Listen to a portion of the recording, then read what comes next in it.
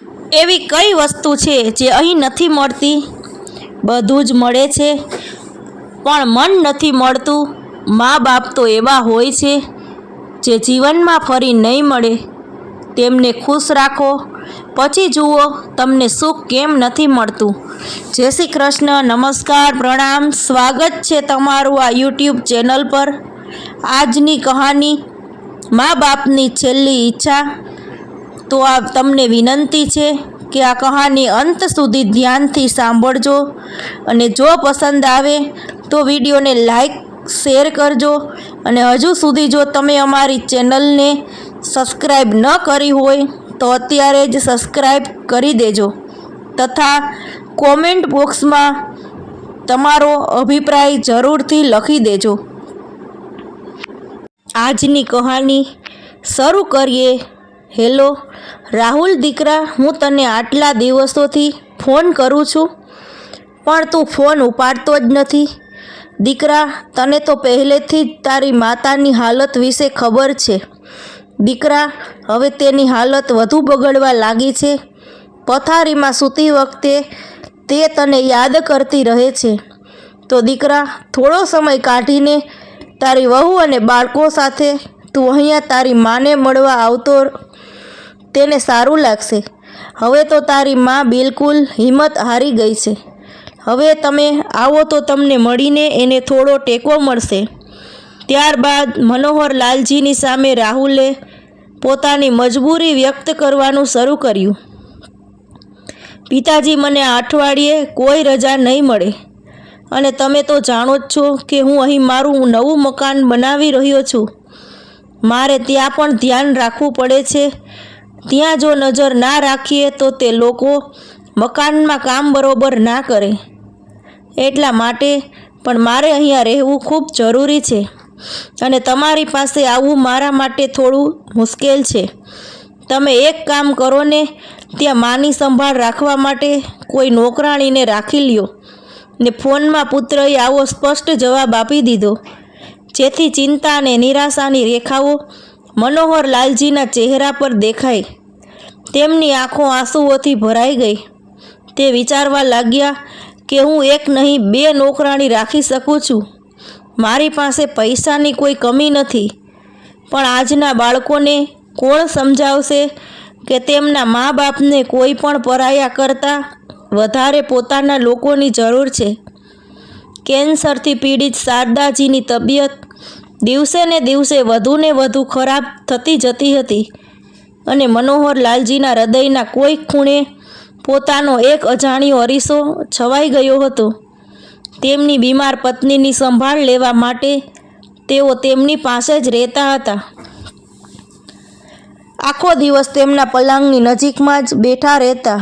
ક્યારેક શારદાજી તેમને પૂછતા કે તમે રાહુલને ફોન કરીને મારી તબિયત વિશે કહ્યું? ત્યારે તેમણે શું કહ્યું? ત્યારે મનોહરલાલજીએ કહ્યું, તેમને આ સમયે ઓફિસમાં ઘણું કામ હોવાથી તેમને રજા મળે તેમ નથી. ત્યારે શારદાજીએ કહ્યું, એની માં કરતાં મોટું એવું કયું કામ છે? જો આપણા દીકરાને રજા ન મળે તો આપણે જ એમના ઘરે ચાલ્યા જઈએ. આમ પણ છેલ્લા કેટલાક દિવસોથી હું મારા બાળકોને મળવા માટે ખૂબ જ બેચેની અનુભવી રહી છું. પછી મનોહરલાલજી તેમની પત્નીને ખોટો દિલાસો આપતા એને કહે છે કે અમારા પુત્ર અહીં આવવા માટે આખા અઠવાડિયાની રજા માટે અરજી કરી છે. રજા મળવામાં થોડો સમય લાગશે. જ્યારે તેમને રજા મળશે કે તરત જ તે અમને મળવા અહીં દોડી આવશે. આટલું કહીને મનોહરલાલજી પોતાનું દુઃખ છુપાવવા માટે હસવા લાગ્યા, અને તેમણે ખૂબ જ મુશ્કેલીથી પોતાના આંસુને કાબૂમાં રાખ્યા અને કમરાની બહાર નીકળી ગયા. શારદાજી પણ જાણતા હતા કે તેમના પતિ આ બધું મને ખુશ રાખવા માટે કહે છે, નહીં તો સુરત અહીંથી આટલું થોડું દૂર છે કે તેને આ ના આવી શકે. આટલા દુઃખના સમયમાં પણ ઉપેક્ષિત વૃદ્ધ પત્ની પાસે એવું કોઈ નહોતું કે જેની સાથે તે દુઃખનું વહેંચી શકે. બંને પતિ પત્ની બંને તેટલું એકબીજાને સાંત્વના આપતા, અને ઘણીવાર મનોહરલાલજી પોતાની પત્ની શારદાને કહેતા, કદાચ આપણી કિસ્મત જ ખરાબ છે કે આપણને આટલા પુત્રવધુ અને પૌત્રો સાથે આનંદથી રહેવાનું સુખ પણ નથી મળ્યું. આપણા પૌત્રને આપણા ખોળામાં બેસાડી ખવડાવવાનું અને લાડ કરવાનું અરમાન જ રહી ગયું.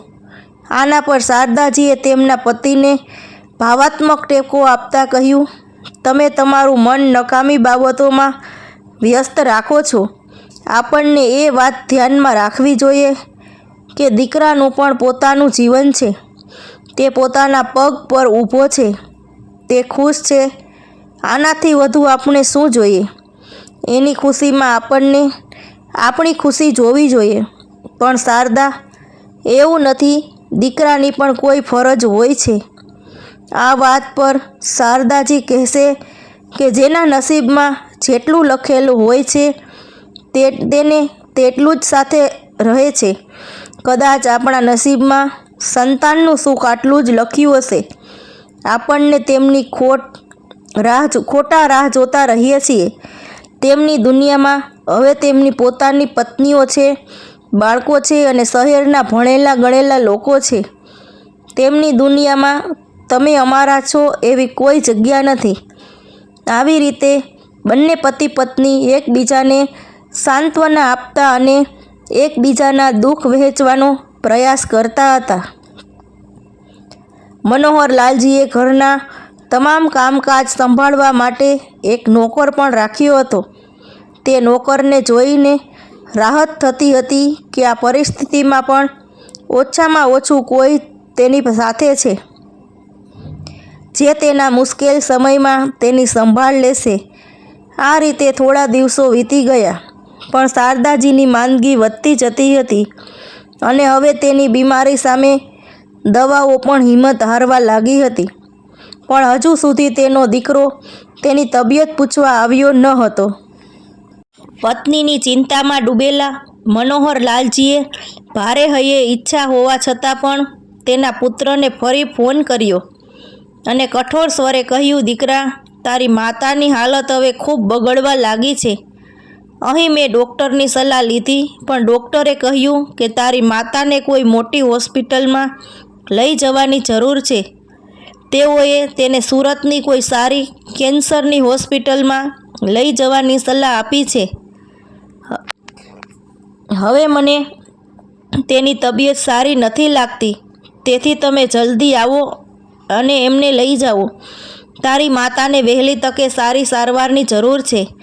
ત્યારે તેના પુત્રએ કહ્યું, પિતાજી, હું ઓફિસના કામથી મુંબઈ ગયો છું. પિતાજી, તમે એક કામ કરો, મારી માતાને કોઈ એમ્બ્યુલન્સમાં લઈને સુરત આવી જાઓ. મારે 2 દિવસ લાગશે સુરત આવવામાં.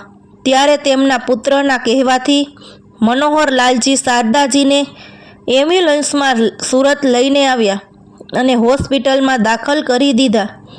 ત્યાં ડૉક્ટરોએ તુરંત સારવાર શરૂ કરી દીધી, પણ તે સારવારની કોઈ અસર જણાતી ન હતી. દરેક વીતતી ક્ષણ સાથે શારદાજીની બચવાની આશા ઓછી થવા લાગી. પણ તેમ છતાં મનોહરલાલજીને સંતોષ હતો કે તેમનો દીકરો અને વહુ આ શહેરમાં હતા અને કમસે કમ શારદાની આ ઈચ્છા, પૌત્રની એક ઝલક મેળવવાની ઝંખના તો પૂરી થશે. પણ મનોહરલાલજી આનો આ વિચાર માત્ર એક ભ્રમ હતો.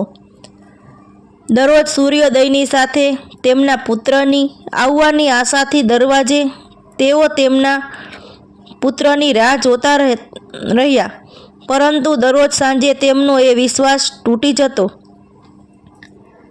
ધીરે ધીરે તેઓને તેમના પુત્રના સ્વભાવનો ખ્યાલ આવવા લાગ્યો અને પછી એક દિવસ એવો આવ્યો કે જ્યારે ડૉક્ટરે એમની તબિયત સુધારવાની ઉમ્મીદને બિલકુલ નકારી દીધી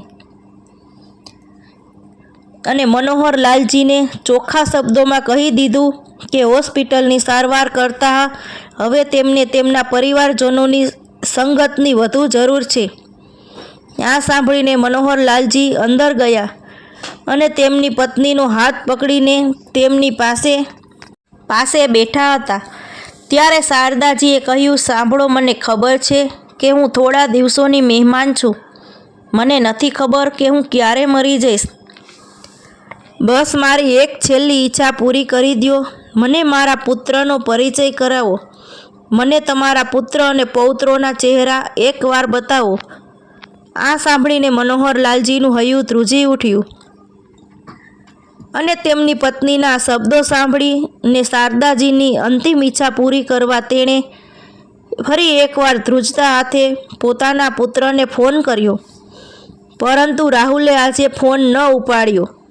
કોઈક રીતે પોતાના પર કાબૂ રાખીને તેણે પત્નીને પુત્રના ઘરે લઈ જવાનું નક્કી કર્યું. શારદાજીને એમ્બ્યુલન્સમાં આસિસ્ટન્ટ ડૉક્ટરોની દેખરેખમાં લઈને જઈ રહ્યા હતા. ત્યારે મનોહરલાલજી એવું વિચારી રહ્યા હતા કે અમે બંને સુખ દુઃખમાં એકબીજાનો સહારો છીએ અને હવે શારદાને કંઈ થઈ જાય તો આ દુનિયામાં રહેવું મારા માટે કોઈ સજાથી ઓછું નહીં હોય. આવું વિચારીને તેણે તેની પત્ની તરફ જોયું, પણ શારદાના શરીરમાં કોઈ હલચલ જણાતી ન હતી. આ જોઈને મનોહરલાલજીને પરસેવો વળી ગયો. સંભવિત આકાંક્ષાના ડરથી ગભરાઈને એમ્બ્યુલન્સમાં ઉપસ્થિત ડૉક્ટરોને જલ્દી ચેકઅપ કરવા માટે કહ્યું. તેથી ડૉક્ટરે તેમને ચેકઅપ કરીને મૃત જાહેર કર્યા. પોતાના પુત્રવધૂને સંતાનોને મળવાની અધૂરી ઈચ્છાથી શારદાજીની આંખો હંમેશ માટે બંધ થઈ ગઈ. આ દરમિયાન મનોહરલાલજી શારદાજીના આઘાતથી પથ્થર થઈ ગયા હતા. મનોહરલાલજી પાસે પત્નીની લાશ જોઈને આંસુ વહેવા સિવાય બીજો કોઈ વિકલ્પ નહોતો. તે એમ્બ્યુલન્સમાં તેના પુત્રના ફ્લેટની બહાર પહોંચી ગયા.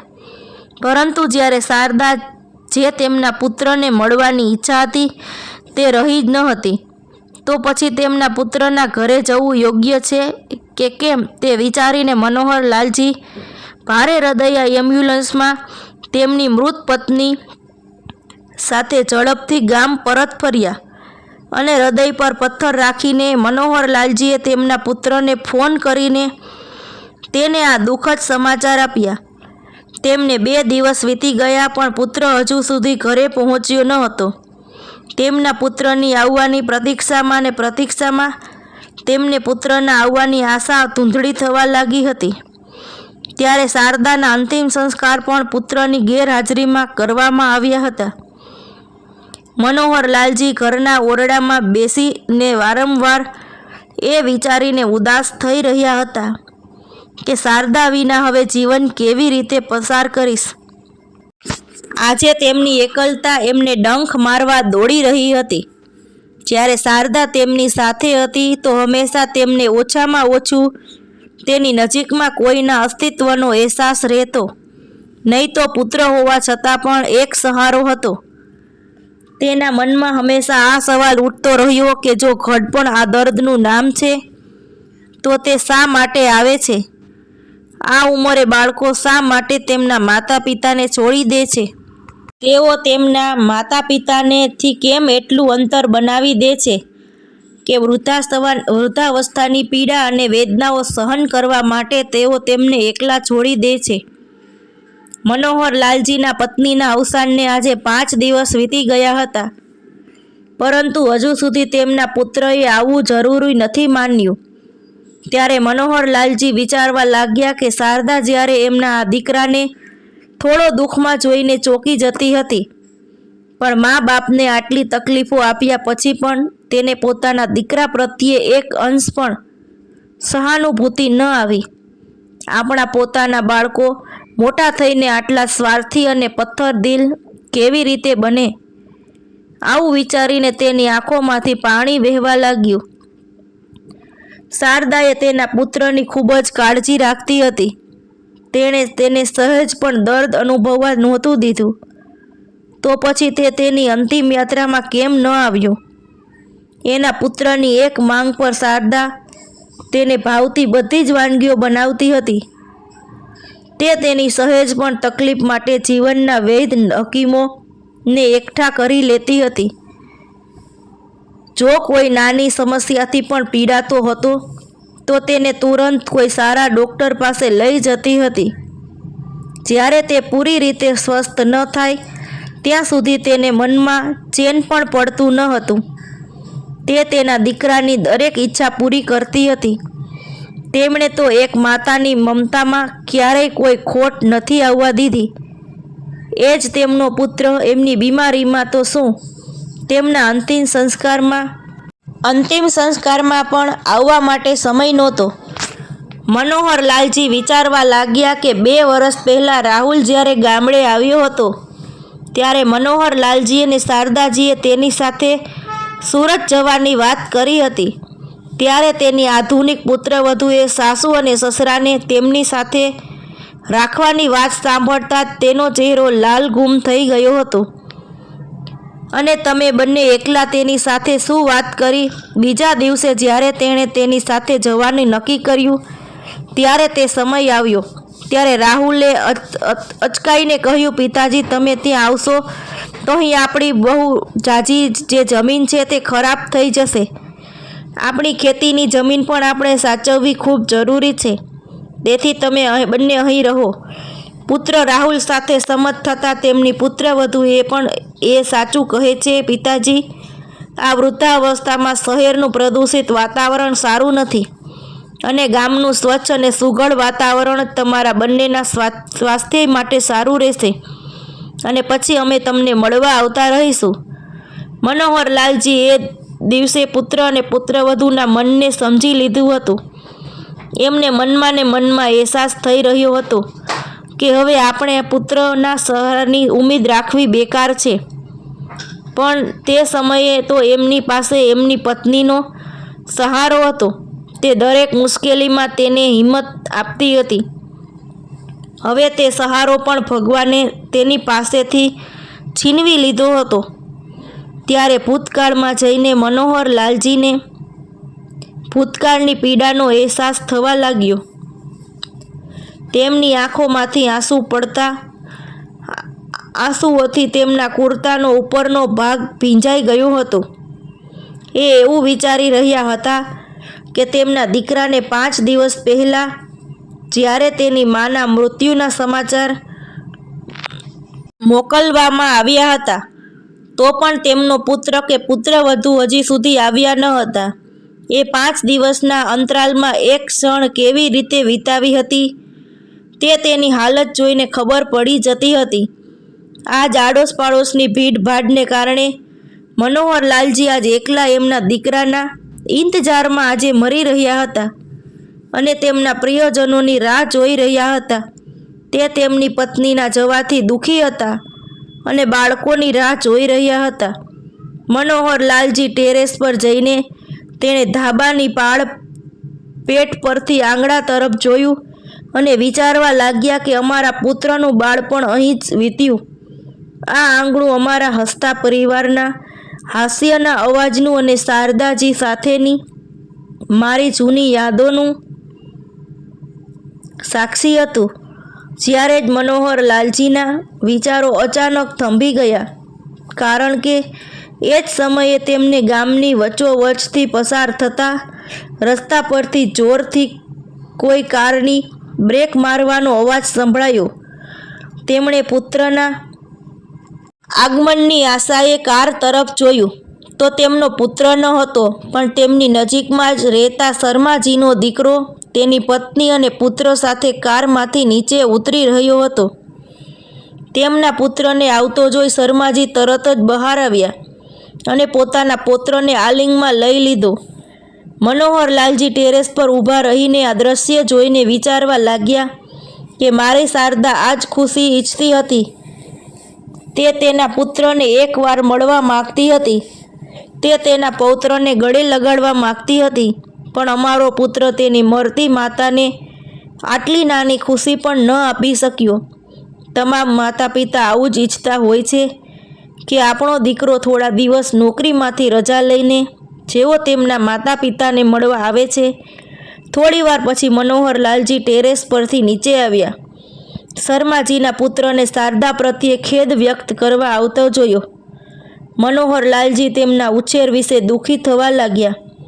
તેઓ પુત્રના આગમનની આશામાં ફરી એકવાર રસ્તાનું નિરીક્ષણ કરવા નીકળ્યા ત્યારે તેમણે જોયું કે દૂર દૂરથી મૌન છવાઈ રહ્યું હતું અને રાહુલ જ્યારે તેની માતાના મૃત્યુના 13મા દિવસે તેની પત્ની અને બાળકો સાથે ગામમાં પહોંચ્યો ત્યારે ગામની ચારે બાજુ આશ્ચર્યજનક ગમગીની છવાઈ ગઈ હતી.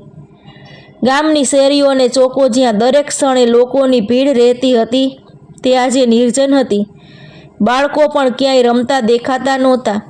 જ્યાં પણ ગામડાના એકાદ બે લોકો નજરે પડતા હતા ત્યાં તેમની નજરો તેને જોઈ રહી હતી. જાણે તેણે કોઈ મોટો ગુનો કર્યો હોય તેવો ગુનેગાર હોય. ઘરે પહોંચતા જ તેણે ઘરનું આંગણું જોયું તો ઘરના આંગણામાં સામે લોકોનું ટોળું ભેગું થઈ ગયું હતું. બધા ગ્રામજનોની આશ્ચર્યજનક નજર તેને દોષિત અનુભવી રહી હતી. તે અંદર ગયો ત્યારે તેણે જોયું કે તેના પિતાજીને આંગણામાં જમીન પર સફેદ કફન ઓઢાડીને સુવડાવવામાં આવ્યા હતા. તે પહેલાં તે કંઈક કહેવા માગતો હતો ત્યારે તેના પિતાના એક મિત્રએ તેના હાથમાંથી એક પત્ર મૂક્યો અને કહ્યું, દીકરા, તારા પિતાએ તારા માટે આ લખ્યું છે. તે જાણવા માટે તેણે પત્ર ખોલ્યો. તરત જ ઉપર લખેલું હતું, મારા વાલા દીકરા, હંમેશા ખુશ રહો. મને નથી ખબર કે તું આવે ત્યાં સુધી હું જીવતો હશું કે નહીં, અને મૃત્યુ તો મારું એ દિવસે થઈ ગયું હતું જે દિવસે તારી માતા મારા દરેક સુખ દુઃખનો મારો સહારો હતી. મને છોડીને મૃત્યુ પામી હતી, પણ તું મારો એકનો એક દીકરો મારો હોવા છતાં પણ પરાયો કેવી રીતે બની ગયો તે મારી સમજની બહાર છે. એક તારી માતા છે જેણે તને ખૂબ લાડ લડાવીને મોટો કર્યો. તે તેમના છેલ્લા શ્વાસ સુધી પણ તારી એક ઝલક મેળવવા તારી રાહ જોતી રહી હતી, પણ તું આવ્યો નહીં. તારી માતા કરતાં તારું ઘર અને તારી નોકરી તને વધુ મહત્ત્વની લાગતી હતી. તારી બીમાર માતાની ખબર અંતરના પછી તે તો બહુ દૂરની વાત છે, પણ તું તેના અંતિમ સંસ્કારમાં પણ ના પહોંચી શક્યો. દીકરા, તું આટલો પથ્થર દિલનો માણસ કેવી રીતે બની ગયો? તે અમને માત્ર કહેવા પૂરતું સુખ આપીને અમને દાદા દાદી બનાવ્યા, પણ તમે આ લોકોએ ક્યારેય અમને અમારા પૌત્રોને ખોળામાં બેસાડીને ખવડાવવાનો મોકો પણ ન આપ્યો. દીકરા, તું તમારા વિશે નહીં પણ મારા વિશે ફરિયાદ કરું છું. કદાચ તે અમારા ભાગ્યનો અથવા તો અમારા દ્વારા આપવામાં આવેલા સંસ્કારનો દોષ હતો કે અમે અમારા ચહેરા પરની ઊંડી રેખાઓ પણ વાંચી શક્યા નહીં અને લાગણીને સમજી શક્યા નહીં. અમારા હૃદયમાં ઉદાસી છવાઈ ગઈ. પત્ર વાંચતી વખતે રાહુલ અધવચ્ચે જ અટકી ગયો. પત્રના અમુક શબ્દો ઝાંખા થઈ ગયા હતા. કદાચ પિતાના આંસુએ ઝાંખા પાડી દીધા હતા. પછી રૂંધાયેલા ગળા સાથે રાહુલે પત્ર વાંચવાનું શરૂ કર્યું. દીકરા, હું ભગવાનને પ્રાર્થના કરું છું કે અમે જે દુઃખ સહન કરી રહ્યા છીએ તે આ ઉંમરે બીજા કોઈ મા બાપને આવું દુઃખ ન વેઠવું પડે. પણ આજકાલ આપણા સમાજમાં વૃદ્ધોની હાલત જોઈને મને એવું લાગ્યું કે મારા જેવા ઘણા વૃદ્ધ માતા પિતા છે જેમને તમારા જેવા સંતાન હોવાને કારણે નરક કરતાં પણ ખરાબ જીવન જીવવું પડે છે. તેથી આ દુનિયા છોડતા પહેલાં હું તે લોકો માટે કંઈક કરવા માગું છું. મને માફ કરી દેજે દીકરા, કારણ કે મેં મારી બધી જમીન અને આ ઘર વૃદ્ધાશ્રમને દાનમાં આપી દીધું છે. પરંતુ મારા હૃદયની એવી ઈચ્છા છે કે તમે અમારા માટે જે કર્યું છે તે તારી સાથે ક્યારેય ન થવું જોઈએ. ઘડપણ અને એકલતાની પીડા શું હોય છે તે મારાથી વધુ સારી રીતે બીજું કોઈ જાણી શકે તેમ નથી. મેં મારા જીવનના છેલ્લા દિવસો ખૂબ જ એકાંતમાં વિતાવ્યા છે. તેથી દીકરા, મારા જીવનનો સૌથી મોટો નિર્ણય હું